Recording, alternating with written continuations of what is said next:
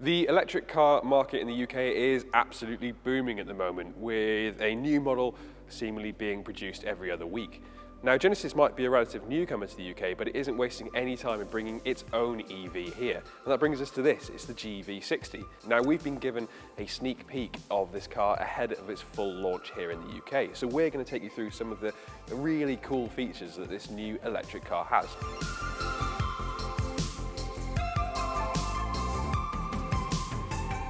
The GV60 arrives as the 6th car in the Genesis lineup here in the UK. And so that means that while it's got an innovative and exciting exterior design, it does have a couple of features which ties it together with the rest of the Genesis range.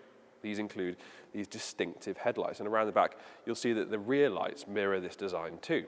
As we move along the side of the car, you can see that the door handles are flush and they only pop out when you press the key and want to gain access to the vehicle. And we also have these really cool streamlined cameras which relay what they're seeing to the inside and act as a replacement to conventional door mirrors.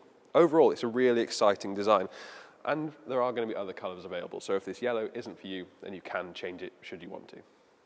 The GV60 is absolutely packed full of technology, including these digital wing mirrors, but it makes the cabin a really exciting place to be. So let's dive in and check it out.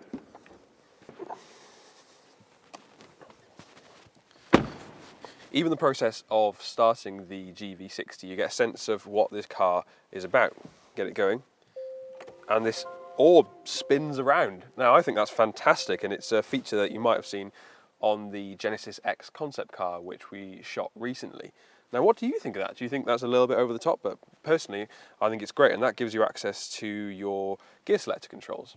Elsewhere, things are really good. We've got a huge screen set up ahead of us with a large infotainment in the middle and then digital dials ahead of you, which shows all of your key information as well as your range, which is obviously quite important.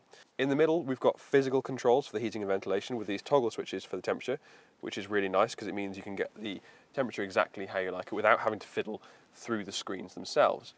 And then there's practicality on board too. You've got a large space in the middle here, and then interestingly, you've got this drawer set up in place of the conventional glove box. Overall, it's just a really exciting and interesting place to be. The first thing that stands out at you when you sit in the back of the GV60 is the material quality. It's really good. You've got some nice stitching here, you've got some brighter elements worked there, and overall it just feels very, very pleasant. These seats in particular are cooled as well, and you do get some nice big cup holders at the side, which is kind of a rarity for rear seat passengers. And then there's the space, of course, because you've got no transmission tunnel and you've got a nice flat floor. You've got plenty of legroom and plenty of headroom too. And in the middle, there's a huge storage area, which is actually large enough to fit an entire umbrella should you want to.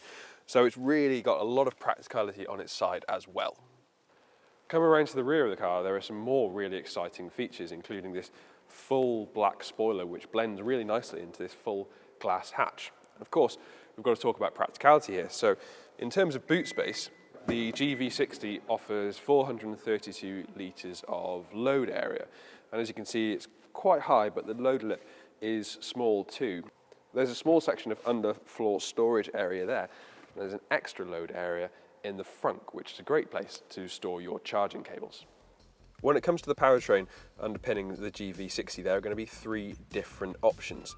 There's a 168 kilowatt rear wheel drive single motor model.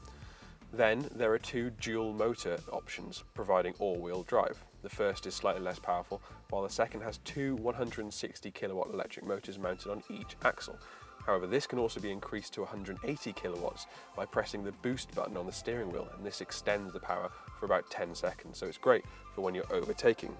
Then, in terms of range, it's the rear wheel drive option that will give you the most amount of distance between charges, and that brings 320 miles. After that, you've got 292 miles and 289 miles from the 2 dual motor models respectively. The GV60 also has the ability to charge at speeds of up to 350 kilowatts, and this is ultra rapid and in fact means that you could do a 10 to 80% charge in just 18 minutes. However, hook it up to a 50 kilowatt charger, which there are more of dotted around the UK, and you'll see a 10 to 80% charge conducted in just over an hour. Of course, the proof is always in the driving, but even through this initial look of the GV60, things look really promising. It's got a fantastic interior, it's got a spacious cabin overall, and of course, it's got a really good range to back all of that package up. We are going to be excited to get behind the wheel of this car, but even this initial look shows that things are very promising indeed.